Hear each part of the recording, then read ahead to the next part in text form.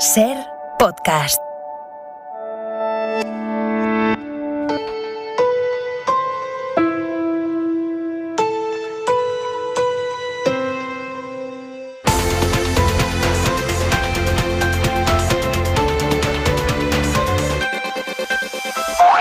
Hoy hemos visto dos escenas bien distintas del diálogo social entre gobierno, patronal y sindicatos. Diálogo roto, de momento, en la mesa que negocia la prolongación de los ERTEs más allá del 31 de mayo. Ese colchón que ha permitido sostener tantas empresas, tantas familias en este tiempo de pandemia. Y estamos ya en tiempo de descuento, porque el 31 de mayo es dentro de una semana.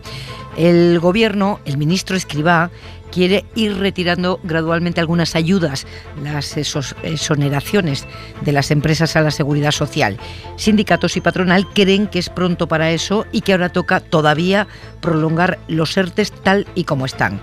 Moncloa dice que al no haber acuerdo no lo llevan mañana al Consejo de Ministros, confían en seguir negociando, así que ya tendrá que ser un Consejo de Ministros extraordinario el que lo apruebe esta semana con consenso o sin él.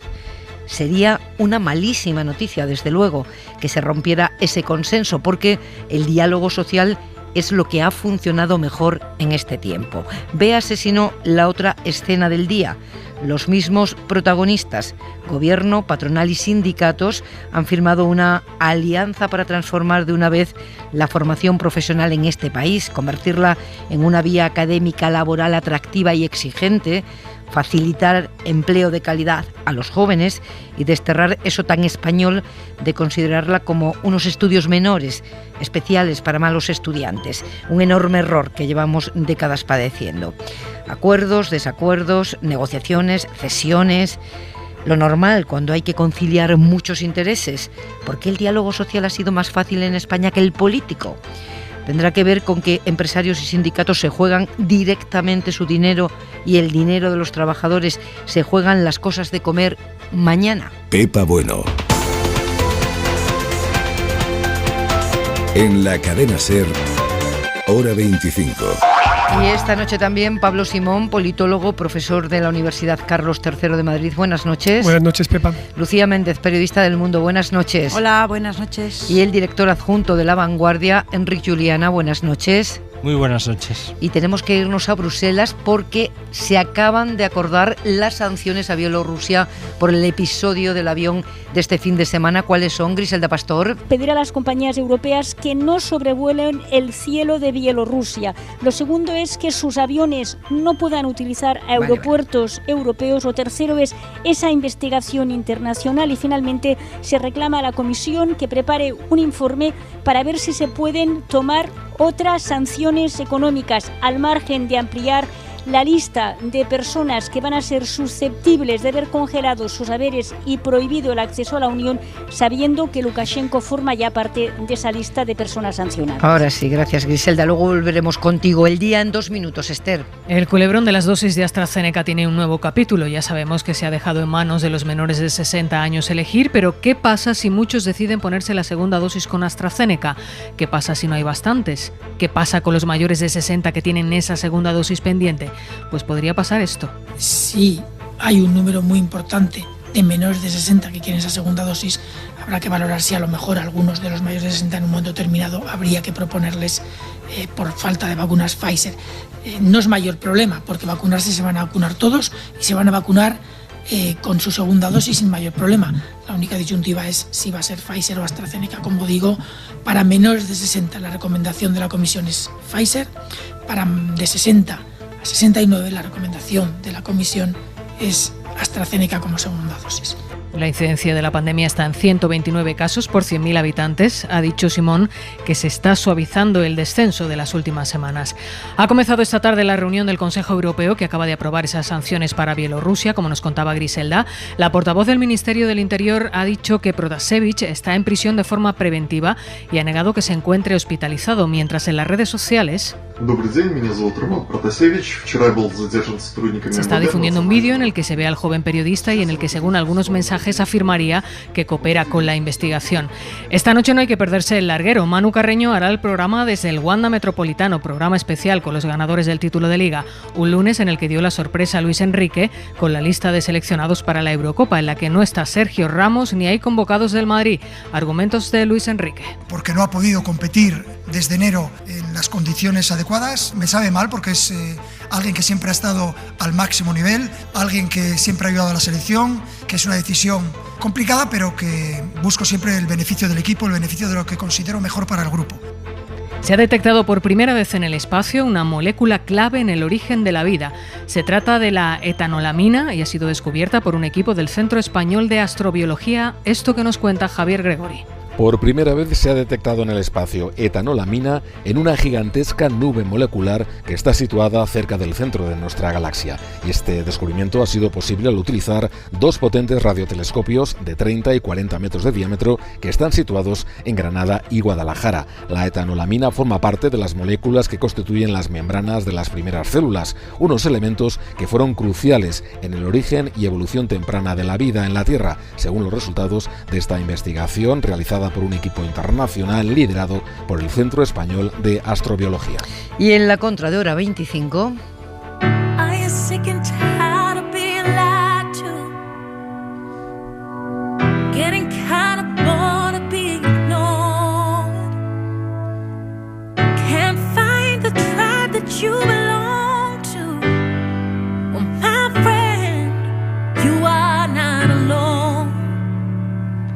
Manuel Javois, buenas noches. ¿Qué tal? Buenas noches. Llevamos un mes malísimo de violencia de género mortal, 6 vidas perdidas, 5 mujeres y un niño. Y aquí estamos otra vez, Javois, frente a este goteo insoportable. 14 creo que ya son también en lo que llevamos de año. Fíjate, en la última semana el mundo ha estado pendiente de la nueva crisis en Oriente Medio, y bien hizo en estar pendiente. Además de eso, en España estuvimos pendientes de la crisis de Ceuta y bien hicimos, por supuesto, en poner ahí el foco. Y mientras las crisis se suceden, emergen y desaparecen, las mujeres siguen siendo asesinadas. Pasa de todo en el mundo, pero hay una cosa que sabemos que no deja de pasar nunca. Y para no existir, como todavía se sigue defendiendo desde algunos ámbitos, la violencia machista, hay que decir que es bastante persistente. Y sobre todo no es un tema de moda, es un asunto continuo, tan continuo como una línea temporal. Sabemos que acaba la liga, que llegan inmigrantes, que hay elecciones, pero sabemos que siempre, por debajo, por encima, están matando mujeres. Me refiero al plano de la actualidad. Hoy publica el Periódico de Cataluña un reportaje de Patricia Marín: 525 huérfanos en 8 años y medio, 525 niños sin madre y con un padre asesino. Y esto es lo que hay, no hay poco, no es desde luego un asunto menor, y conviene recordarlo cada cierto tiempo.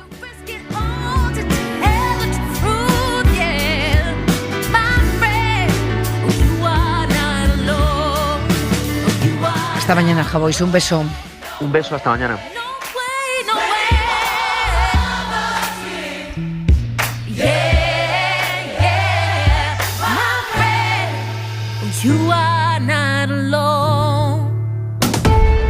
Hora 25.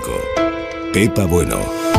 El diálogo social ha sido un milagro en todo este tiempo de ruido y de furia en la vida política española. Preservarlo, y en un asunto tan esencial como los ERTEs, me imagino que es la prioridad de todos los protagonistas. Pero hoy, esta tarde, el equipo del ministro Escrivá y los agentes sociales se han levantado la mesa a 24 horas del último Consejo de Ministros ordinario que podía aprobar la prórroga, la prolongación de los ERTEs más allá del 31 de mayo. Todavía queda tiempo, Pablo Simón, para que haya un Consejo extraordinario, eso siempre, pero además que sea por consenso. Desde luego, porque además hay una cuestión, a mi juicio, fundamental de todo esto, y es que los ERTEs han venido para quedarse como un instrumento de flexibilidad interna. A lo largo de la pandemia hemos estado viendo cómo tanto empresas como desarrollo legislativo del gobierno ha permitido algo que yo creo que es bastante innovador, que es la idea de que podamos hacer ajustes sin necesidad de despidos. Y justamente esto es una de las medidas de flexibilidad interna que siempre ha faltado a nuestro mercado de trabajo, y la pandemia es una oportunidad para que este modelo pueda replicarse en otras crisis que puedan venir, no necesariamente pandémicas, pero que lo que permitan sea contener esta sangría de empleos. Ahora bien, ¿por qué se ha roto el diálogo social en este contexto? Hombre, lo que está claro es que si el ministro Escrivá ha mandado a alguien por debajo del rango de secretario de Estado a la negociación, es porque ha querido romper él la negociación. Es decir, no ha querido hacer más que mandar un mensaje claro de que esto era la última oferta que estaba encima de la mesa y puede ser un órdago o no, pero desde luego el tiempo corre en su contra. Ahora bien, no olvidemos que hasta el lunes está en vigor la prórroga anterior de los ERTE y por lo tanto si tuviera que convocarse un Consejo de Ministros extraordinario para ratificar el acuerdo se podría hacer. Tiempo todavía hay, pero desde luego esto es, pues como se dice en el argot tradicional del MUS, pues un órdago. Un órdago, Juliana. Pues no lo sé. Yo lo que sí sé es lo siguiente, es que el gobierno salió abollado, mejor dicho, el gobierno no, los partidos que integran el gobierno salieron abollados de las elecciones en Madrid hace ahora 3 semanas. 3 semanas. Uh-huh. Lo que ocurrió hoy, hace una semana, en Ceuta, ha zarandeado al gobierno. Yo creo que el gobierno reaccionó con rapidez, pero el gobierno se ha enfrentado a otro serio problema que ha puesto a prueba su solidez. Y yo diría que en términos políticos, sin entrar en el detalle de la negociación, al gobierno objetivamente le conviene llegar a que el diálogo social siga puntuando. Uh-huh. Porque no está en un momento de gracia. El Espíritu Santo, y es la Pascua Granada, se dice en Cataluña, que se celebra el momento en que el Espíritu Santo, digamos, descendió sobre los apóstoles. Yo diría que este año descendió sobre los apóstoles, pero sobre el gobierno todavía no. Está vacante, ¿no?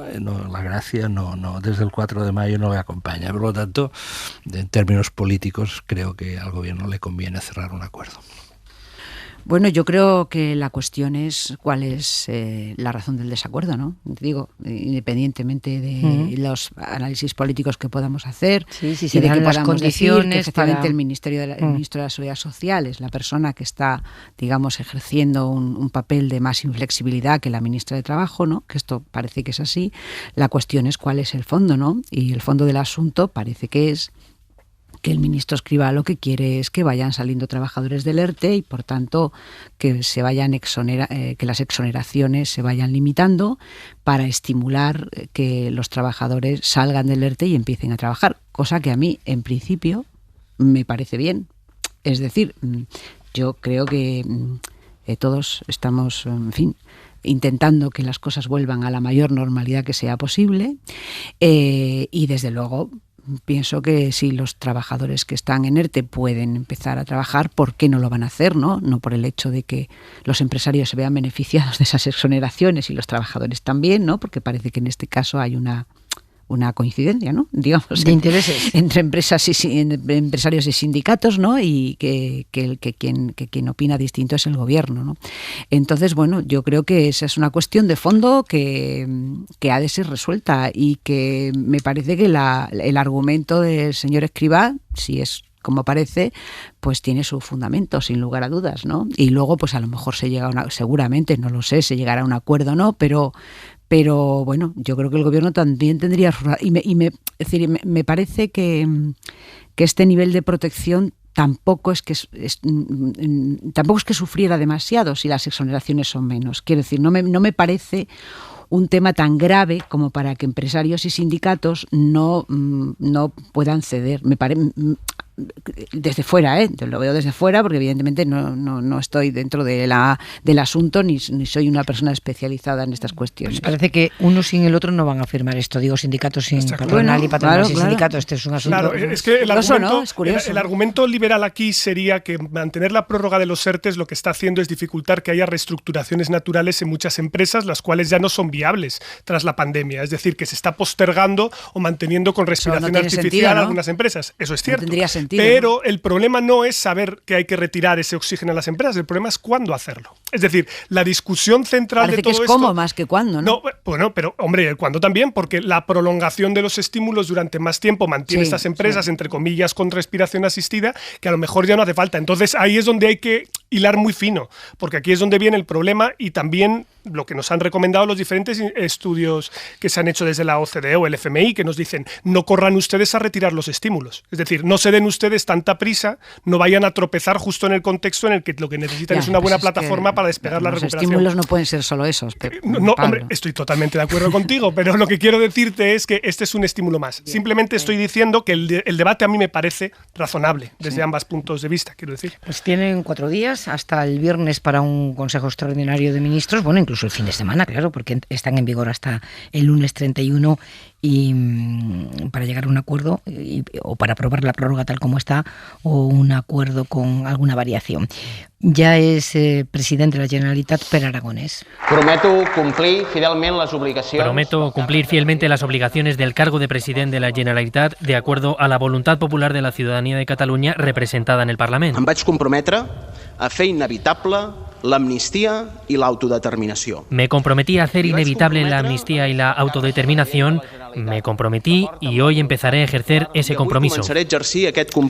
Ha dicho más cosas, ¿no?, en este discurso de esta tarde, muy parecido al de la investidura, pero poniendo quizá más el acento en la recuperación económica, las políticas sociales y también esta inevitable referencia a la amnistía de los presos del procés.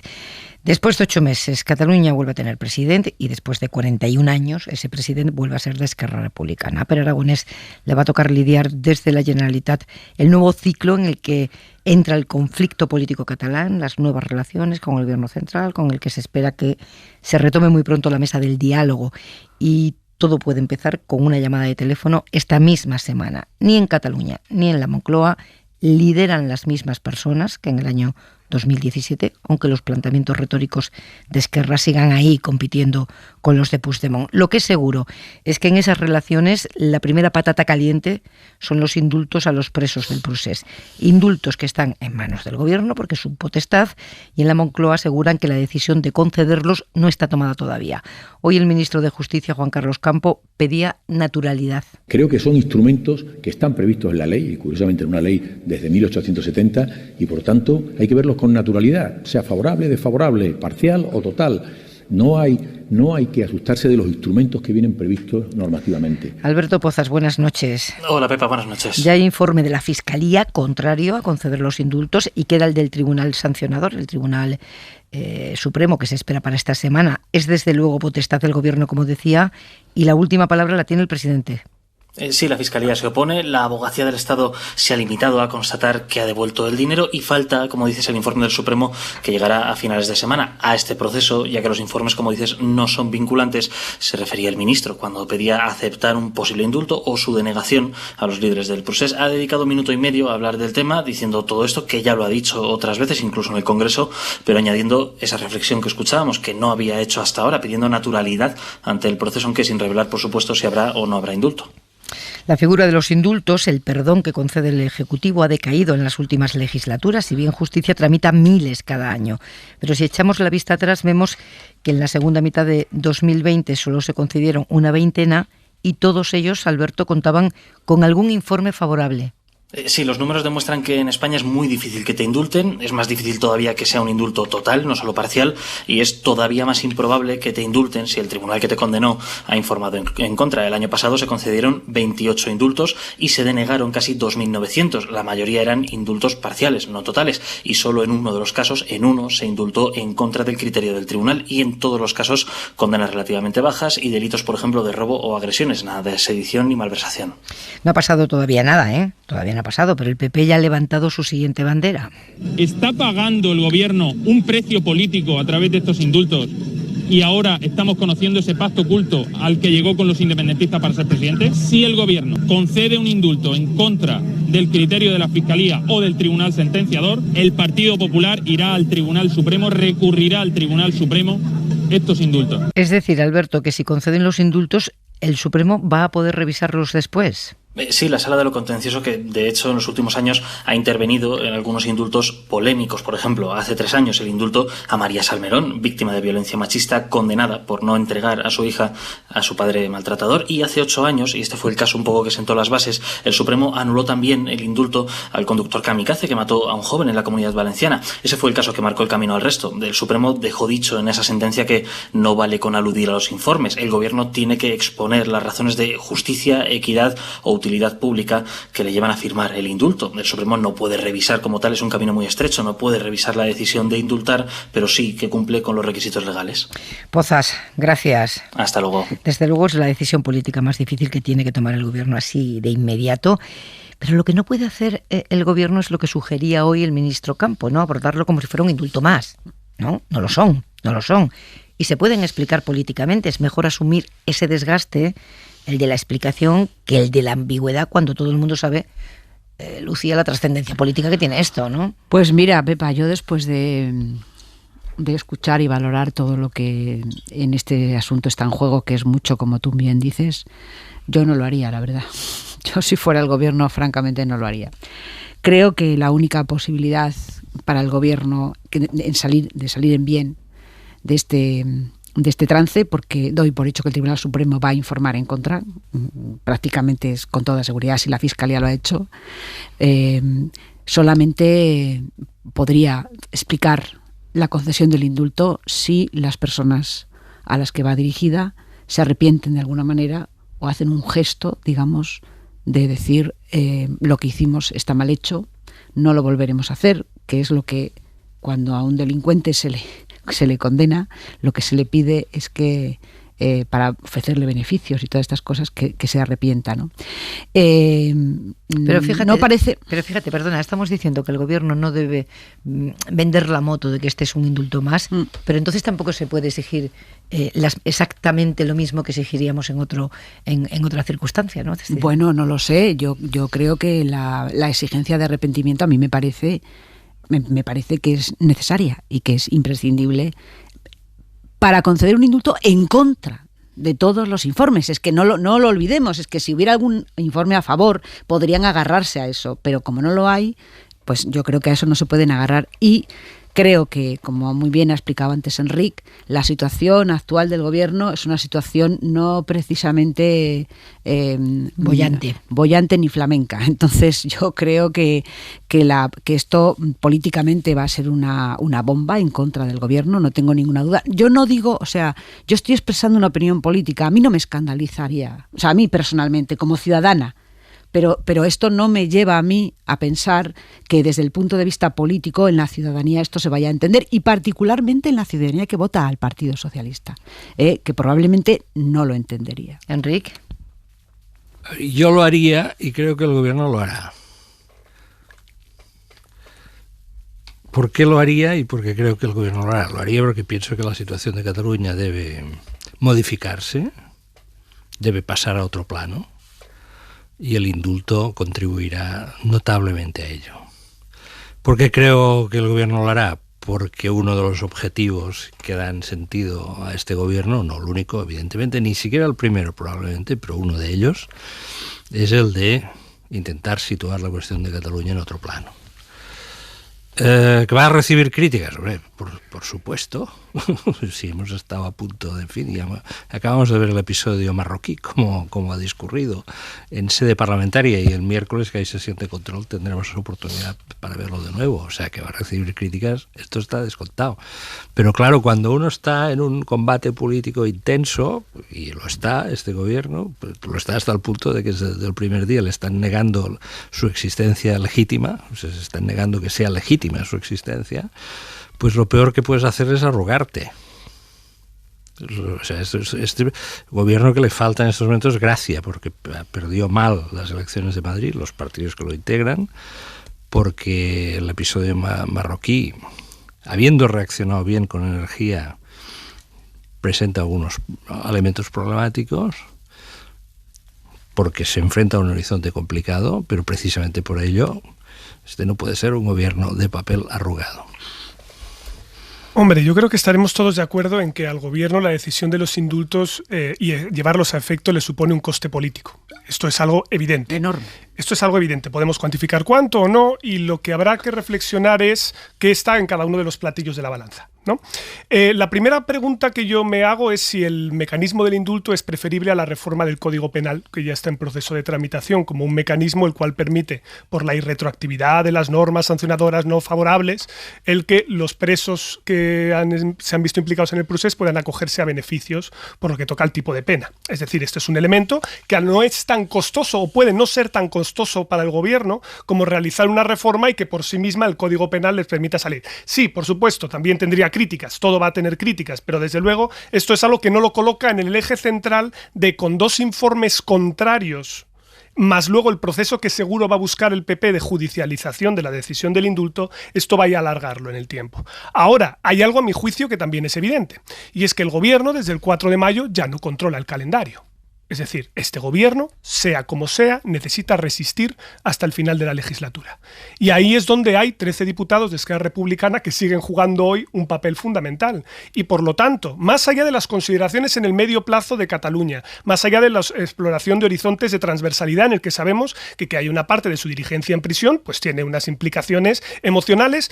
Y voy a hacer una nota aquí al pie que se nos olvida. Como emocionales tiene también para muchas personas que se sintieron desamparadas durante la convocatoria del referéndum o durante la proclamación de independencia. Gente que se siente española o que es votante de Ciudadanos o de PP o ahora de Vox o del PSC que se sintieron allí también desamparadas. Lo digo porque los agravios están bastante repartidos, ¿no? Desinflamar eso es importante a través del proceso de salida de la prisión, pero la pregunta es cuál es el mecanismo para hacerlo, entendiendo, y esto es para mí lo más importante, que es que al gobierno no le va a quedar más remedio que asumir un desgaste de una forma o de otra. Porque es que si quiere agotar la legislatura, no le va a quedar más remedio que hacerlo. Perdóname, pero la desinflamación tiene 2 partes. Es justamente lo que acabo de decir en mi nota al pie, que lo ponía con una nota al pie malévola, porque siempre nos olvidamos de que en la otra parte hay un juego cruzado de agravios. La otra parte puede decir, este gesto hago para que sea posible el indulto. Podría ser, digo, que no estamos diciendo... Puede ser un indulto parcial, no un indulto total, un indulto parcial pero es que el coste condone es el mismo, la parte de la pena que los ponga en la calle. El coste es el mismo, es decir, el indulto parcial o el indulto total es el mismo si no se dan las circunstancias de que las personas... Porque estamos dando por supuesto que los indultables no se van a arrepentir, esto estamos dándolo por supuesto, pero no sé por qué. No sé por qué no van a hacerlo. No sé cuál es la razón de no hacerlo. No sé cuál es la... Es decir, si se trata de desinflamar, pues vamos a ver si desinflamamos, pero las 2 partes, no solamente el Estado tiene que desinflamar, ¿no? Vayamos al fondo del asunto. Estas personas llevan 3 años en la cárcel. ¿Qué hicieron? ¿Mataron a alguien? ¿Asesinaron a alguien? ¿Promovieron la violencia contra alguien? ¿Declararon la independencia y arriaron la bandera española de los edificios oficiales de Cataluña? ¿Proclamaron la independencia de Cataluña y la publicaron en el boletín oficial de la Generalitat? La respuesta a todas estas preguntas es no, ni siquiera lo publicaron en el boletín. No se arrió ni la bandera del campo del Barça, para entendernos, ¿no? Entonces, vamos a ver cuál es la sustancia del asunto. Sí, fueron condenados por sedición, por un código penal que hoy bastantes juristas están de acuerdo que debería ser revisado porque no se ajusta exactamente a lo que es, a cómo se tratan estos asuntos en otras jurisdicciones europeas. Es decir, hombre, vamos pero a ver. Eso ya... No, bueno. Es pasado ya. Bueno, es el pasado, pero el pasado ha de ser objeto de reflexión, puesto que ahora se trata de una cuestión que el tribunal, al final del día de esta decisión, si se adopta, será la opinión pública, pues conviene también recordar a la opinión pública qué es lo que pasó. ¿No? Bueno, esta es, a ver, yo mi simpatía por lo que lo hicieron los independentistas catalanes el 1 de octubre y sobre todo el 27 de octubre es perfectamente descriptible. Ahora, es decir, aquello fue un simulacro en el mejor de los casos, Fue una fantochada. Ensoñación, dice el Supremo. Bueno, sí, pues una ensoñación. Llevan 3 años de cárcel ensoñando 3 años de cárcel. Hombre, sacarlos de la cárcel después de 3 años por una ensoñación, no me parece una cosa como una barbaridad. Vale, pero ahí podemos discutir a propósito de lo proporcionado o no de la sanción aparejada a una decisión que a mi juicio sí tiene gravedad, Enric. Es decir, la subversión o el planteamiento de... No te he dicho que no tenga gravedad. Claro, pero y estaremos de acuerdo que teniendo gravedad tiene que tener una sanción aparejada. Es decir, porque se incumplieron las leyes a sabiendas de que se incumplían, porque yo creo recordar que hubo el máximo representante del Estado en Cataluña, que no es ni más ni menos que el señor Carles Puigdemont, en aquel contexto, posando al lado de 9 resoluciones del Tribunal Constitucional que le decían que eso... Entonces, lo que yo digo es, no vayamos tampoco a perder la perspectiva en esto, que por supuesto yo puedo estar de acuerdo con que para movernos hacia adelante hay que buscar un acomodo que permitan que estos líderes vuelva al carril de la política, del cual se tuvo que haber tomado lo que pienso, ¿no? Mira, hay un columnista del País, se llama Gascón, aragonés, Daniel Gascón, que escribió una cosa brillante, ¿no? En su momento dijo, esto es un golpe de Estado posmoderno, lo que había pasado en Cataluña. Y, bien, yo le he dado unas cuantas vueltas a este concepto y podría ser que intento de golpe de Estado posmoderno. Bueno, pues, ¿y por qué no se les imponían penas posmodernas? ¿O un indulto posmoderno? No, penas, antes del indulto las penas posmodernas. Por ejemplo, y no estoy bromeando, no estoy intentando ridiculizar a nadie. Por ejemplo, hombre, pues realizar 3 años de servicios sociales itinerantes para España, para que tuviesen un mejor conocimiento de lo que es la vida de la sociedad española en su conjunto. Quizás, no sé, unos meses en una biblioteca en tal sitio, otros meses en tal otro. Es decir, si fue un intento de golpe de Estado posmoderno, pues las penas posmodernas serían las más adecuadas. Porque estas son 3 años de cárcel, esto es un poco, es lo de antes. Ya, ¿no? Pero ¿verdad? Enric, yo no sé. ¿Me habéis entendido lo que quiero decir? Yo lo entiendo, Enric, pero... Es decir, el Estado ha ganado esta historia. Esto está claro, no hay ninguna duda alguna, ¿eh? Entonces aquí, ahora yo creo que lo que viene ahora es actuar con inteligencia. No, si el Estado quiere actuar con inteligencia, quienes no quieren actuar con inteligencia o quienes siguen sin actuar sin inteligencia son hay una cuestión que está en el fondo y que preocupa a algunos magistrados importantes y quizá tengan su punto de razón. Claro, es que pensemos que la sentencia acabará siendo visada por el Tribunal de Estrasburgo. Sí. Y yo estoy convencido de que se forzaron el Código Penal, se forzaron los tipos penales y que incluso el propio juicio puede ser bastante cuestionable. Pero yo creo que, y yo no voy a utilizar el término de golpe posmoderno porque no creo que sea preciso, pero la crisis constitucional de octubre de 2017 ocurrió. No podemos pensar que no ocurrió y que eso no revistió una gravedad y una trascendencia en todos los órdenes, es decir, en todos los órdenes. Bueno, entonces, otra cosa es, insisto, que después podamos discutir si en términos de estrategia y realpolitik hay que decir, venga, pues movemos adelante, aquí borrón y cuenta, pero hay mucha gente para la que no. Y el roto constitucional al propio orden de la Generalitat y lo que supone, pero también al conjunto del Estado, no es una cuestión menor, porque seguimos padeciendo sus efectos. Es decir, ahora por fin tenemos un govern en la Generalitat en plenitud de funciones, pero llegar hasta ahí, la causa primitiva está en aquella crisis. Y yo creo que es fundamental retejer y reparar esa institucionalidad dañada. La del Estado en su conjunto, pero también la del govern de la Generalitat. Hora 25. Pepa Bueno. Pues vamos a ocuparnos de las cosas de comer. Ministra de Educación Isabel Cela, buenas noches. Buenas noches. Bienvenida a la cadena. Muchas gracias. Alianza por la Formación Profesional Dual. Díganos qué es esto concretamente. Llevamos mucho tiempo escuchando decir que hay que transformar la formación profesional y necesitamos saber que detrás de estas palabras va a haber por fin el proyecto transformador de esa vía académica tan importante y laboral. Esta no es una vez más, esta es al fin. Y de verdad tenemos confianza todos los agentes sociales que hoy hemos mostrado nuestra voluntad unánime de ponernos a la faena. Ha sido un ejercicio de corresponsabilidad, un ejercicio de concertación y esto ha sido importante para todos los que estábamos allí. No hay formación profesional sin empresa, eso lo venimos diciendo desde hace tiempo, pero es cierto, y es verdad también que por una parte estaba el sistema educativo y por otra parte estaba el sistema de empleo.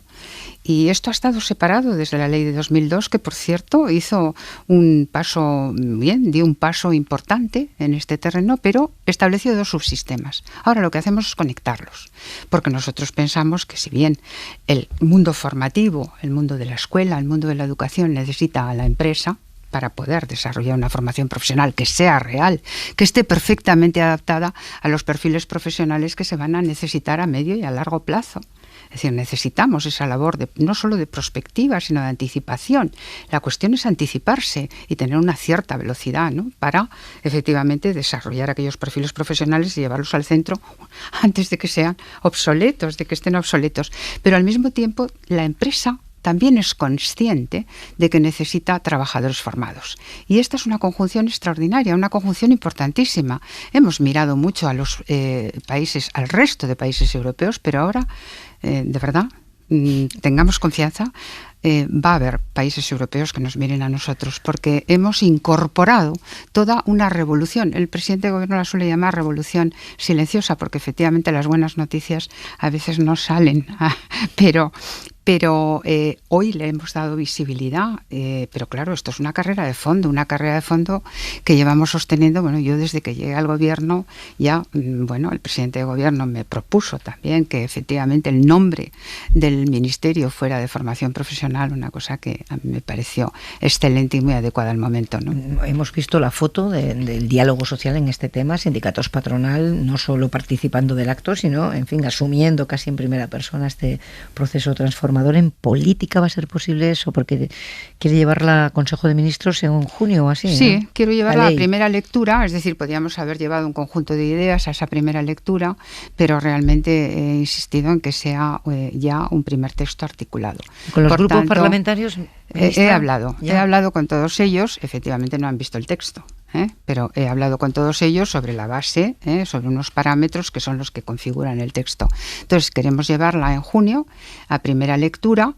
Obviamente tenemos que hablar entre los socios un poco, y luego ya irá a segunda lectura, queremos antes de verano, y ya empezará toda la tramitación parlamentaria. Pero desde la primera lectura hasta la segunda lectura pues tienen que desarrollarse y tienen que darse todos los informes, incluido el de quiero también llevarla a Consejo de Estado. Antes de empezar esta entrevista yo le decía a la ministra, que llevo escuchando lo de la formación profesional toda mi vida y que no acabo de ver un proyecto que lo haga para el conjunto de España. La ministra me decía, en Euskadi se hizo.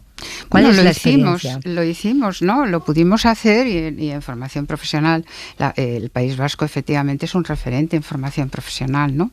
Y aquí pues este es verdaderamente un sistema nuevo, es muy novedoso, es una revolución realmente, porque lo que hemos hecho ha sido conectar de tal manera la formación y el empleo que constituyen un sistema único, integrado, es decir, cualquier persona que se quiera acercar a la formación profesional va a ser capaz de conocer perfectamente a qué puerta tiene que ir. Es un sistema único para los jóvenes, y esto es muy importante, porque teniendo en este momento casi, una cantidad insoportable de demandantes de empleo entre los jóvenes, realmente esta formación profesional les va a dar una capacitación tanto en ciclos de grado medio como de grado superior, que les va a permitir llegar al empleo.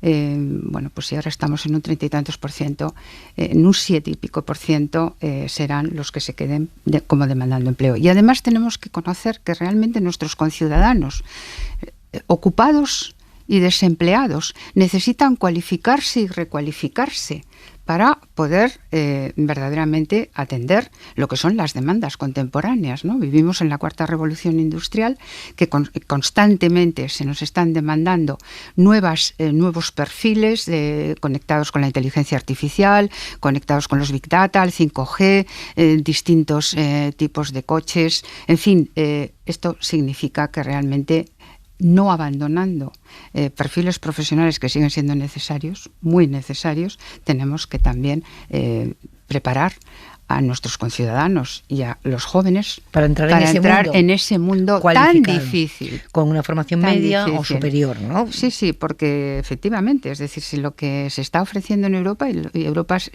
no son nuestras paredes, es el habitáculo, son puestos de trabajo que requieren cualificación intermedia hasta en un 50%. Y nosotros ahí todavía, España está muy bajita, está en un 25% de cualificación de personas con cualificación intermedia. Ahí tenemos que hacer un tránsito importante. Por lo tanto, yo creo que el diagnóstico lo tenemos.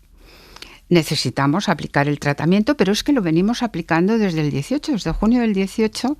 Ya hicimos un primer plan estratégico que se presentó, yo creo que en septiembre del 18, lo presentó el presidente en Moncloa con los agentes sociales. Llevamos muchas conversaciones con ellos y, por tanto, todas esas conversaciones han dado lugar a un resultado. ¿Y cómo van a conversar con los padres, las familias, la sociedad española y todos esos prejuicios que hay a la hora de encaminar un hijo a la formación profesional? Efectivamente, esa es una cuestión muy pertinente porque necesitamos toda una transición cultural.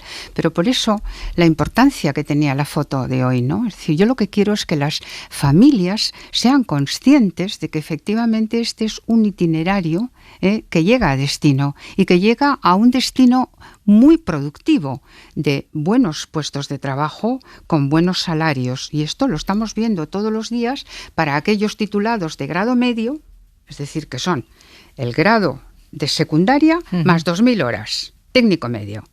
Y el grado de secundaria más 2.000 horas de técnico medio más otras 2.000 horas de técnico superior, es que bueno, son imbatibles y además estamos incorporando una lengua extranjera al 10% de titulaciones. Entonces es todo un conjunto compacto, capitalizable para cualquier persona porque generamos también un registro de títulos y de certificaciones de tal manera que cualquiera en cualquier lugar de España puede asomarse y saber qué cualificaciones tiene.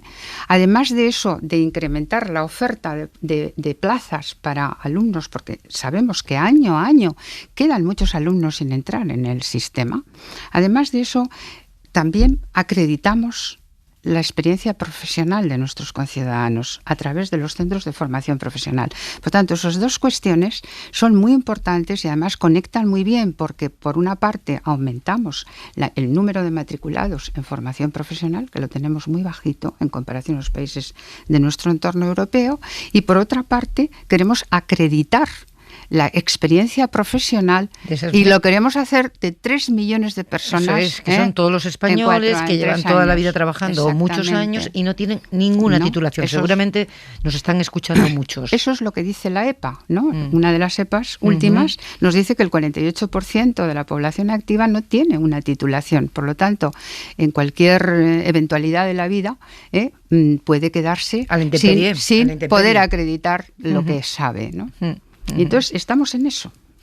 A ver, abrimos. Vamos a darle la palabra primero al jovenastro que tenemos en esta mesa. Pablo Simón. Hola, ¿qué tal? Buenas noches, ministra. Hola. Quería plantearle una pregunta, porque creo que esto estaba incluido también en el plan de resiliencia que se ha enviado con los fondos Next Generation, y es qué papel juega la financiación europea, porque me creo recordar que también estaba incluido en uno de sus objetivos fundamentales.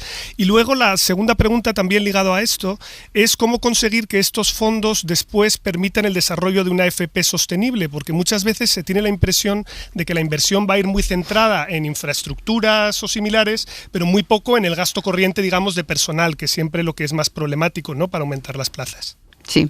Bueno, pues muchas gracias, Pablo. Efectivamente tiene juega un papel, los fondos, los componentes, uno de los componentes, el 20, efectivamente se dedica a formación profesional. Pero ya teníamos este plan estratégico primero del que he hablado en el año 18, que efectivamente toma mucha más ambición con el plan de modernización de la formación profesional, ya tenía un respaldo económico presupuestario de 1.500 millones, que ahora efectivamente toma más impulso con los fondos europeos y va a 2070, creo que es en la cantidad, precisamente por los Next Generation y European Union. Pero efectivamente esto va a quedar respaldado más tarde con algunos de los componentes que todavía Europa y nosotros mismos hemos de seguir poniendo. Hemos de recordar que las comunidades autónomas son las competentes en educación y sabemos que este país necesita incorporar recursos a la educación porque la educación es el sustrato principal de cualquier desarrollo social. Desde esa perspectiva tenemos también los fondos REACT y tenemos también los fondos europeos presupuestarios que van hasta el 27. Por tanto, vamos a ir cogiendo velocidad para que esto vaya decantándose y vaya haciendo tejido dentro de lo que significa la importancia de la educación, que con la pandemia ha escalado muchísimos puestos en lo que es la agenda política y social del país. Pero sí que tenemos que tener una concepción. Todavía en España el gasto, que es una inversión, yo siempre digo que la educación es una inversión, la inversión en educación en relación a los países de nuestro entorno está un poco baja. Y es preciso aumentar esa inversión. Tenemos que aumentarla por lo menos al 5% del PIB. Y estamos ahora en un 4,3%, no llega. Por tanto, hay camino para transitar. Sí, ministra, buenas noches. Antes usted citaba el caso del País Vasco, es decir, posiblemente, con toda seguridad, la comunidad autónoma en España donde la formación profesional está mejor desarrollada y que puede entenderse por el hecho de que la estructura económica del País Vasco el peso de la industria es muy fuerte y la industria requiere pues una renovación constante de especialistas, de trabajadores cualificados. Claro, la estructura económica española en su conjunto es más desigual, es decir, hay industria más o menos en todo el país, pero no en la intensidad que el País Vasco en todas las comunidades. En algunas, pues no sé, por ejemplo, pues la industria agroalimentaria es más preponderante, en otros los servicios, el caso de la Comunidad de Madrid, o en otras pues la industria, pero mezclada con el turismo, como es el caso de Cataluña, ¿no? Son realidades muy diversas. Yo quisiera preguntarle a través de qué mecanismos las empresas, digamos, establecen esta dialéctica con el sistema que ustedes plantean. O sea, aparte de acercar la educación a las empresas, ¿cómo las empresas se acercan? Sí, gracias, Enrique. Desde luego, cuando digo que es un ejercicio de corresponsabilidad, quiero decir que sin esa corresponsabilidad no sería posible. Por tanto, las empresas tienen que actuar a modo como lo hacen, por ejemplo, en Alemania o en Suiza. Es decir, que tenemos que buscar fórmulas a través de las cuales no solamente las grandes empresas del IBEX pueden llegar a incorporar en las prácticas a los alumnos de tal manera que sea una formación dual, en todo su sentido, sino que también las pequeñas y medianas empresas, que precisamente son el músculo general en este país. Entonces, con ellas hemos hablado mucho y están muy dispuestas a seguir con una formación dual, es decir, la formación dual puede ser más intensa o menos intensa, pero ciertamente tiene que haber prácticas en empresas en cantidad suficiente como para que esos alumnos puedan decir, oiga, estamos preparados para el empleo. Lo hemos de hacer y están dispuestas a hacerlo. Tiene que haber un tutor de empresa. Puede ser un tutor de empresa compartido entre varias. Efectivamente, no es el mismo tejido y el tejido empresarial importa mucho a la hora de desarrollar la formación profesional. Pero hay fórmulas para poderlo hacer. Y lo vamos a hacer porque el tutor de empresa, aunque sea el compartido, tiene que generar y emitir un informe del alumno y ese informe tiene que ser tomado en cuenta para su nota final. Por tanto, no es fácil, es mucho más fácil con las empresas grandes, pero desde luego teniendo en cuenta que nuestro tejido son pequeñas y medianas empresas, que por cierto también en Alemania son en gran medida, tenemos que hacerlo. Lucía. Pues yo quería preguntarle a la ministra sobre una cosa que está muy en el debate casi todos los días, ¿no? Que son las dificultades que tienen las personas de menor renta para prosperar a través de la educación, muchas más dificultades cuando los padres no tienen carrera, cuando en casa no hay los medios suficientes para estudiar. Y quería preguntarle si la pandemia ha empeorado mucho esta situación y si el Ministerio realmente está siguiendo este tema con la atención que yo creo que debe merecer.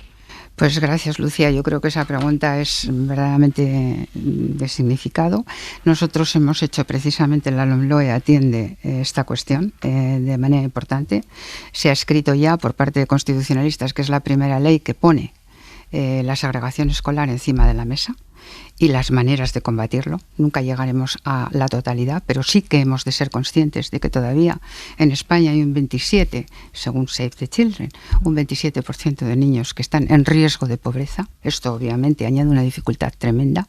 El ascensor social que tiene que ser la educación, hay quien dice que no funciona del todo.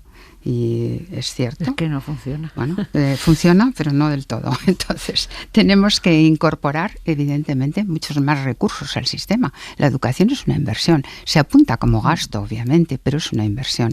Y si no conseguimos que esas personas que son más vulnerables accedan a la igualdad de oportunidades, ocurrirá que tendremos un país a varias velocidades, pero no prosperará porque el país necesita todos los talentos.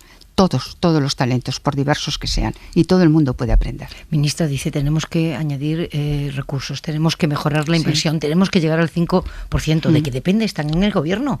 Por supuesto, depende del gobierno central y del gobierno de las comunidades autónomas. Esa es la cuestión.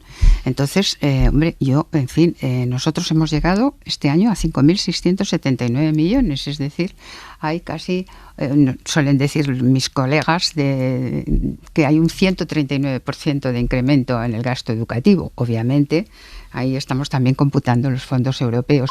Pero aparte de los fondos europeos, hemos incrementado las becas. Hora 25 en Ser Podcast. Estamos hablando de educación y estamos hablando del proyecto del Gobierno de transformar la formación profesional a través de una ley que hoy han apoyado los agentes sociales, la patronal, los sindicatos, en una alianza por la formación profesional dual que pretende, en fin, primero convertirlo en una vía atractiva académica y vinculadísima a la salida laboral. Y habíamos llegado por aquí, hasta que Lucía Méndez le pregunta a la ministra pues por la exclusión social, por el ascensor que era la educación, que dice, ya se ha parado, dice la ministra, no se ha parado, no. Está funcionando pero va más lento. Y, por último, le preguntaba a la ministra cuándo vamos a llegar al 5%, que es de inversión en educación, que es lo que ella ha planteado como horizonte mínimo para España. Y estaba contando la ministra, depende del gobierno central y de qué más. Y depende de las comunidades autónomas, obviamente, que son las competentes en educación. Pero realmente para solucionar también buena parte del ascensor necesitamos el programa de refuerzo de orientación y apoyo, en el que estamos entrando con toda la fuerza posible. Es curioso porque las comunidades autónomas están desarrollando la ley, la LOMLOE, con el gobierno, en conjunción, todas las comunidades autónomas. Y todas las comunidades autónomas están teniendo su parte alícuota la distribución de fondos que hemos preparado para precisamente llevar a cabo todas estas políticas. Es decir, las becas las hemos incrementado en más de 500 millones. El PROA va a ser establecido en 3.000 centros que efectivamente tienen las características que comentaba Lucía, ¿no?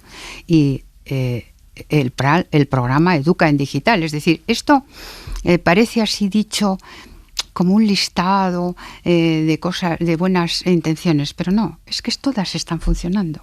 Es que si vamos al plan de modernización de formación profesional, y con esto concluyo, si vamos a ese plan, realmente encontramos que tiene una dotación de 2.000 millones, pero 11 líneas de actuación que todas ellas están funcionando. Todas están en marcha. Por tanto, es verificable lo que digo. Ministra, ve cómo nos ocupamos de las buenas noticias. Eso. Que empezó con un leve reproche a esta profesión que ocupa la mesa, diciendo las buenas noticias a veces no ocupan el espacio. Pues hemos estado hablando de buenas noticias. Es verdad. Casi 20 minutos. Y yo se lo agradezco. A ver si es verdad que yo pierdo esta sensación de melancolía y ya no vuelvo a hablar de la transformación de la formación profesional en España. Que vaya muy bien. Bueno, pues vamos a intentarlo. Muchísimas gracias, Pepa, y muchas gracias a todos. Que vaya buenas noches.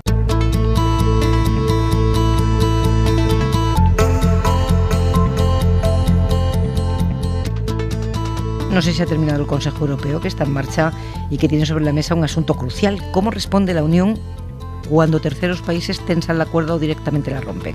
Primera parada Bielorrusia, ya hay decisión tomada de sancionar a este país por el gravísimo incidente de este fin de semana cuando el régimen de Lukashenko obligó a aterrizar un vuelo comercial que cruzaba su espacio aéreo para detener al periodista crítico Roman Protasevich con su gobierno, crítico con su gobierno. Griselda Pastor, hola de nuevo. Hola, muy buenas noches. Nos vienes contando toda la tarde que había decisión. Una curiosidad. ¿Ha sido una decisión unánime? ¿En esto están de acuerdo los 27?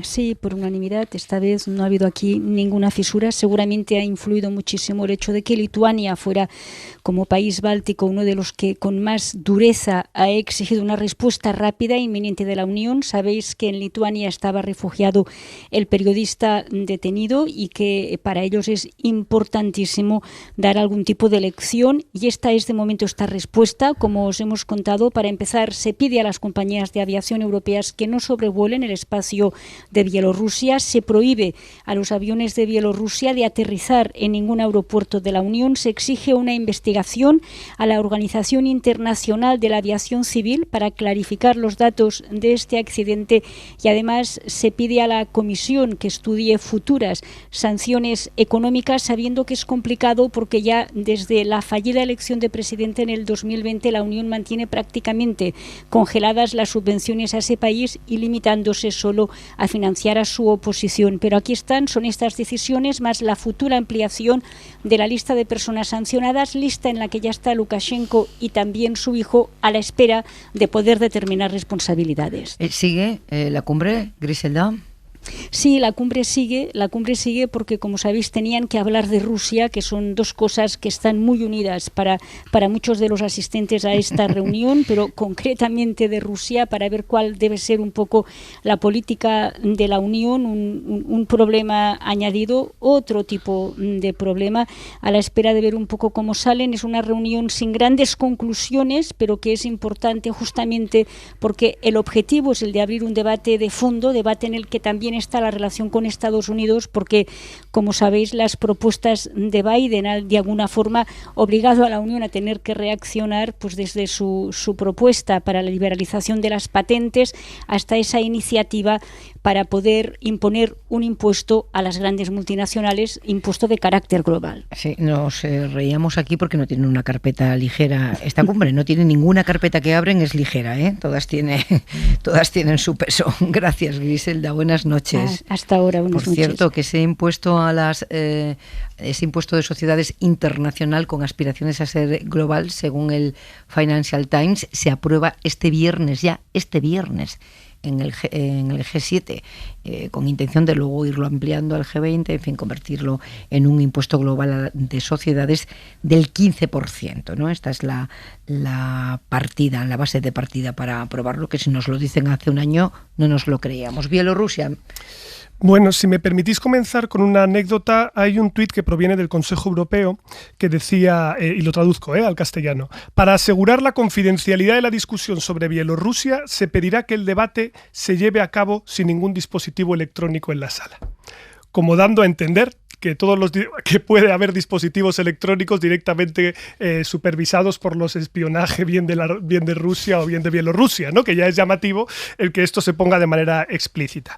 Las relaciones con Bielorrusia llevan siendo complicadas bastante tiempo para la Unión Europea. Lo es desde luego por su posición geopolítica respecto a las repúblicas bálticas, lo es porque desde el año 2016 hicimos una aproximación para tratar de retirar parte de las sanciones que había hacia la que era considerada como la última dictadura del continente.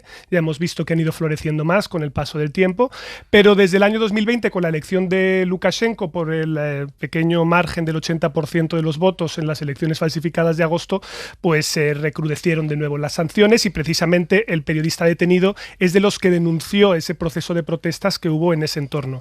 Estamos hablando de una violación del derecho internacional gravísima. Es decir, el que se pueda, con además intervención de cazas militares bielorrusos para forzar el que aterrice el avión, detener a alguien de manera unilateral, es una ruptura de todos los tratados internacionales que hay sobre libre movilidad de las personas. Y desde luego yo creo que la Unión Europea no tenía margen de maniobra aquí que no pasara por una sanción contundente, de momento como las que ya están establecidas, pero desde luego con más represalias al futuro. Sin que esto, ojo, no vaya a tener coste, ¿eh? porque sabemos perfectamente que esto empuja más a Bielorrusia a continuar dentro de la órbita de Rusia, pero es que no había margen, porque esto sí que ya convierte en un caos la posibilidad de que si cualquiera de ustedes está sobrevolando ahora Irán porque está haciendo un viaje a China, llega un caza, le obliga a aterrizar, poniendo en riesgo a todo el pasaje y además deteniendo de manera arbitraria a quienes consideran, ¿no? Esto no puede ser aceptable en derecho internacional. Bueno, poca sanción me parece todavía, ¿no? Para el hecho, es decir, además, qué descaro, ¿no? Es decir, ¿con qué descaro se hace este tipo de cosas, ¿no? Este señor bielorruso que supongo que cree que puede hacer cualquier cosa, ¿no? Que puede hacerlo y lo hace. Por eso digo, o sea, a mí me sorprende mucho. Imagínate lo que el ojo no ve. Claro. Imagínate lo que el ojo no ve. Pero, o sea, el sin pudor ¿no? Es decir, que se violenta todas las normas internacionales, es la barbarie directamente, ¿no? Es decir, la ilegalidad, pero esto, en fin, me parece una cosa verdaderamente que se atreva a hacer eso. Me da que pensar porque realmente a lo mejor es que, bueno, pues él piensa que no le va a pasar nada, ¿no? Y que todo va a seguir igual y que puede... O sea, ¿cómo es posible que un mandatario de un país, en este caso fronterizo con la Unión Europea, haga esto? Es que me parece una cosa inasumible, o sea, es que me parece impensable. ¿Quién iba a pensar que alguien puede hacer una cosa así? No hay nadie que lo pueda pensar. Y luego... No retes al 2021. Luego me gustaría, claro, esto de que un periodista crítico llamamos, ¿no? Un periodista crítico que está en el exilio. ¿Qué es esto de que los periodistas Condición críticos... de asilado, ¿eh? Ya, pero ¿qué es esto de que...? Porque claro, hablamos de periodista crítico y estamos hablando de una persona que porque es un periodista crítico tiene que irse al exilio. Es decir, que probablemente porque ejerce de periodista nada más. Por eso te digo que claro, que los conceptos, ¿no? Es como si fuera normal que un periodista crítico no pudiera estar en su país porque es crítico. Es decir, que me parece que como que la distinción entre el bien y el mal, en este caso, pues nos faltan los conceptos, ¿no? Nos bailan. Yo leí hace unos meses una biografía muy interesante de Mikhail Gorbachev, escrita por un norteamericano, que te hace reflexionar mucho, ¿no? Sobre si era del todo inevitable la desintegración de la Unión Soviética en los términos que se produjo. Gorbachev intentaba la reforma, lo consiguió en parte se le escapó de las manos, pero en el momento clave no recibió ayuda de Occidente, porque Occidente en el fondo prefirió la fragmentación del antiguo espacio soviético. Y si la fragmentación no llegó más allá es porque en un momento dado hubo miedo desde Occidente a perder el control de los arsenales nucleares, es decir, que si la fragmentación avanzaba, incluso la propia Rusia, que sigue siendo el país más grande del mundo, se fragmentaba en varios espacios internos, se pudiese perder el control de los arsenales nucleares con el peligro que eso podía suponer, ¿no? Pero la fragmentación, ¿a qué condujo? Bueno, pues condujo a la aparición de una serie de repúblicas de base histórica, ciertamente, que se han convertido en satrapías, es decir, que han conservado lo peor de la Unión Soviética y a la vez han añadido a ello lo peor del capitalismo. Y esto es hoy buena parte del espacio postsoviético se define así. Y ahora hay que lidiar con eso. Sí, Como dice Lucía, con eso increíblemente. Hay que lidiar con eso increíblemente. Bueno, segunda parada de la carpeta, ¿cómo responde la Unión Europea cuando terceros países tensan la cuerda o directamente la rompen? Recordar siempre a Marruecos que no hay mejor ni mayor aliado dentro de la Unión Europea que España para defender intereses estratégicos tan importantes para Marruecos y tan necesarios también para la Unión Europea. El presidente del gobierno llegando hoy a esa cumbre en Bruselas, en su parada con los periodistas, esta declaración en la que obviamente marca terreno frente a Marruecos. En las últimas horas Marruecos se ha dedicado a repetir dos cosas: que esta es una crisis bilateral con España, no con Europa, como si las fronteras españolas no fuesen europeas, y al mismo tiempo que en este cara a cara no está teniendo trato directo con la otra parte, con el gobierno español, a pesar de que Exteriores, el ministerio nuestro, el español, dice que sí mantienen contactos informales. Para Rabat la crisis empezó con la hospitalización en abril del líder del Frente Polisario, Brahim Ghali, en un hospital de Logroño por COVID, y el entorno saharaui asegura que su líder ha mejorado considerablemente. ¿Qué sabemos exactamente de su estado de salud? Rafa Panadero, buenas noches. Hola, buenas noches. Pues ahora mismo Brahim Ghali sigue su proceso de recuperación en planta. Aún no ha podido comer, sigue recibiendo alimentación vía parenteral, pero evoluciona bien de la neumonía bilateral con la que ingresó el 18 de abril. Ese día fue trasladado desde el Hospital Central del Ejército de Argel, donde llevaba casi 2 semanas afectado por el coronavirus. Vino acompañado del médico argelino que lleva su caso y el viaje lo hizo intubado en un avión medicalizado del gobierno de Argelia, que había pedido su traslado a Alemania, donde unos meses antes ya habían llevado a su presidente, porque los recursos sanitarios del país tampoco eran suficientes para tratarle, a Italia y a España, que fue el primer país en aceptar ese traslado. Al llegar a Logroño, Ghali ingresó en la UCI con respiración asistida y allí ha estado casi un mes. Fue en ese periodo cuando le llegó la citación para declarar ante la Audiencia Nacional el 1 de junio. Desde el fin de semana del 15 de mayo está en planta. Junto a él permanecen el médico argelino que lleva el caso y el ministro de Reconstrucción saharaui, que es amigo personal de Ghali y llegó desde Argelia para acompañarle una semana después. De su estado de salud va a depender que Ghali declare o no en la Audiencia Nacional dentro de una semana, el próximo martes, que es cuando está citado por las 2 causas que tiene abiertas por denuncias de disidentes. Pero después de que el juez Pedraz rechazara adoptar medidas cautelares contra el líder saharaui, las preguntas ahora son: ¿tiene obligación de ir a declarar? ¿Qué ocurre si no va? ¿Puede abandonar España cuando tenga el alta médica antes de esa cita judicial?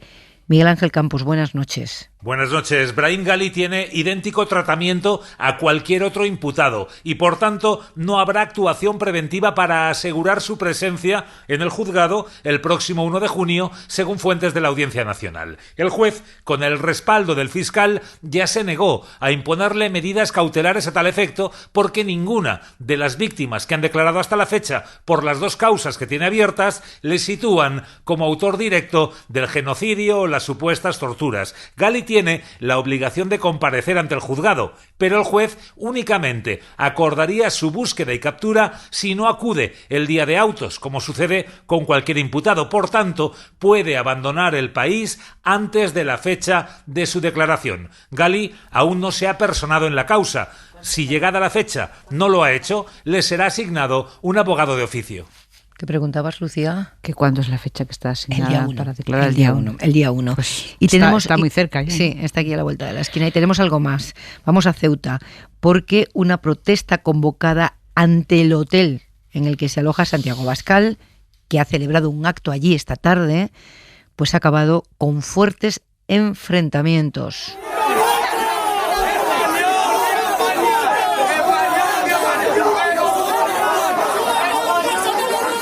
Hay al menos un detenido y varios policías heridos. Vamos a tratar de saber qué ha pasado.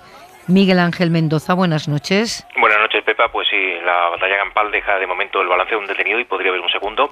Varios agentes de la Policía Nacional heridos por pedradas. Uno de ellos, por cierto, es el jefe superior de la Comisaría de Policía de Ceuta. Destrozos en mobiliario urbano, tanto en la Plaza de África, con algún árbol destrozado, vasijas que conformaban la nueva Gran Vía esparcidas por el suelo, por citar algún ejemplo, destrozos en vehículos policiales, al menos en 2 de ellos. El acto previsto de Vox en la Plaza de los Reyes no estaba autorizado, tampoco ninguna de las contramanifestaciones convocadas a través de las redes sociales. Todo se cambiaba de repente, Pepa. Vox decidía realizar un acto en la Plaza de África, a medio kilómetro más o menos del anterior emplazamiento. Finalmente Santiago Abascal ni siquiera salía del hotel Parador La Muralla, atendía a los medios en su interior, llamando quinta columnistas de Marruecos a 2 partidos democráticos de Ceuta, a Caballas y MDC, y en la calle improperios de todo tipo, insultos, fachas fuera y somos españoles, gritaban los que estaban a las puertas de ese recinto hotelero. La tensión existía, pero no saltaba la chispa. De repente, en la trasera del hotel se mueve la gente, parecía que iba a salir alguien del partido de extrema derecha, no salía nadie, pero comenzaron los disparos al aire por la policía, piedras, una silla volando, lanzados desde los manifestantes. Ahora, afortunadamente, la cosa se ha tranquilizado. Pues menos mal, Miguel Ángel, gracias. Buenas noches. Buenas noches. Venga, tenemos 3 o 4 minutos para todo esto, todo este fregado que os he puesto encima de la mesa. Se cruza de brazos Lucía y se muerde los labios. Bueno, no sé. Porque no nos falta de nada, ¿verdad? Claro, es que esto, en fin, primero es lamentable todo esto, ¿no?, que nos están contando desde Ceuta. Creo que, en fin, todo esto es lo peor, lo peor que puede pasar en una situación como esta en la que nos enfrentamos a un asunto como, en fin, tan complicado, tan complejo, en una ciudad estratégicamente en un lugar tan complicado, todavía con con miles de personas que han llegado todavía sin ser expulsadas, sin ser ubicadas, teniendo que ser atendidas, en una situación social pues inestable, pues todo esto, estos enfrentamientos es lo peor que nos podía pasar. Yo creo que el acto del señor Abascal estaba prohibido, yo creo que Vox asumió esa prohibición y lo anuló, hasta donde sabemos, lo anuló. Por tanto, yo creo que, en fin, no tiene sentido que... Es decir, porque a partir de aquí se van a hacer la víctima en un caso y van a acusar de provocación en otro caso.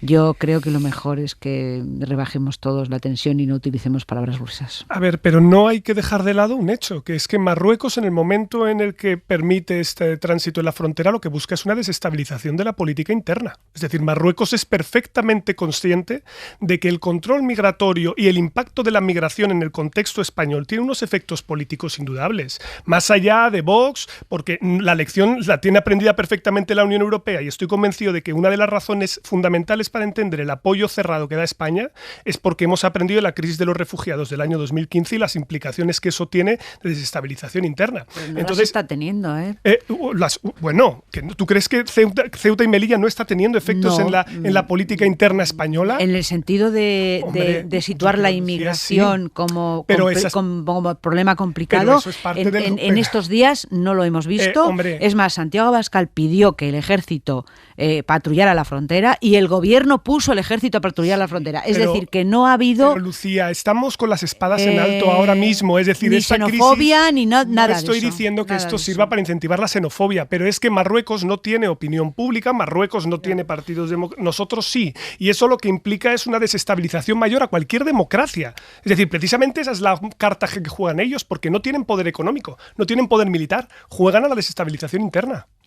Sí, bueno, el gobierno movilizó el ejército, pero no porque lo pidiera Santiago Abascal, sino porque creyó que no digo que por qué. Creyó que era lo adecuado claro. Para hacer frente Luego coincidió en ese esta sentido. Situación. Sí, claro. Pero por eso digo que no ha habido... Lo que ha pasado hoy, imaginemos que pasó la semana pasada, porque el propósito de Vox era ya estar allí la semana pasada. Claro, pero no lo consiguió, claro. Imaginemos que lo que ha pasado hoy, una semana después, hoy se cumple una semana, estábamos aquí en este programa y lo íbamos a ver crecer. Se iba narrando por momentos como la situación iba creciendo, pues lo que pasa hoy, 7 días después, hubiese pasado 3 días después, cuando aún había, en fin, las playas estaban llenas de gente, etcétera, etcétera. Claro, es que hay una cuestión a la que se le llama responsabilidad, ¿no? Y entonces ahí yo, sobre la posición de Vox, ya sabemos cuál es. No, aquí no hay sorpresa. La cuestión es qué piensa hacer el primer partido de la oposición, porque este es un momento en que si la política de Estado tiene sentido, es ahora. Y por lo tanto, en estos días y en las discusiones que vienen, el miércoles será interesante en el Congreso, en la sesión de control, la posición del primer partido de la oposición es particularmente importante y significativa. Los límites de Vox son siempre cuestión del Partido Popular. ¿Con qué nos vamos, Esther? Malta se ha convertido en el primer país de la Unión Europea en vacunar al 70% de su población. Ya pueden hablar, por tanto, de inmunidad de rebaño e inmunidad de grupo, con una población de algo más de 514.000 personas. El 42% tiene la pauta completa y estos, a partir del 1 de julio, podrán prescindir de la mascarilla en exteriores. Será cuando estén solos o acompañados, pero siempre en exteriores de otra persona vacunada. En Malta se han registrado más de 30.500 contagios de COVID y 400 personas han fallecido. Como te escuche el Pablo Casado de Malta, te va a echar una bronca, Esther. ¿Qué es eso de inmunidad de rebaño? Que ellos no son un rebaño. Por eso he añadido lo de inmunidad de grupo.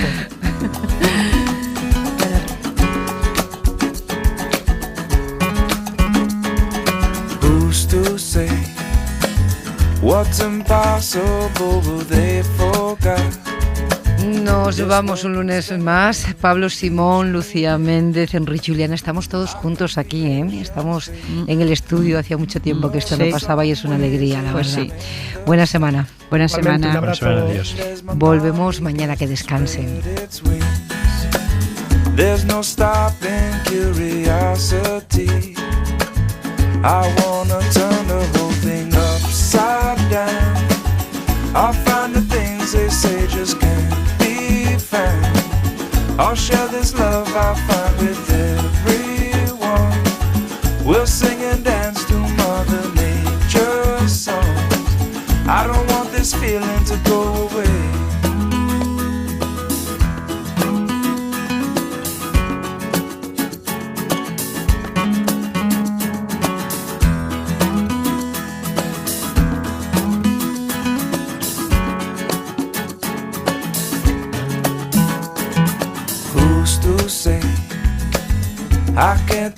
everything, well, I can try.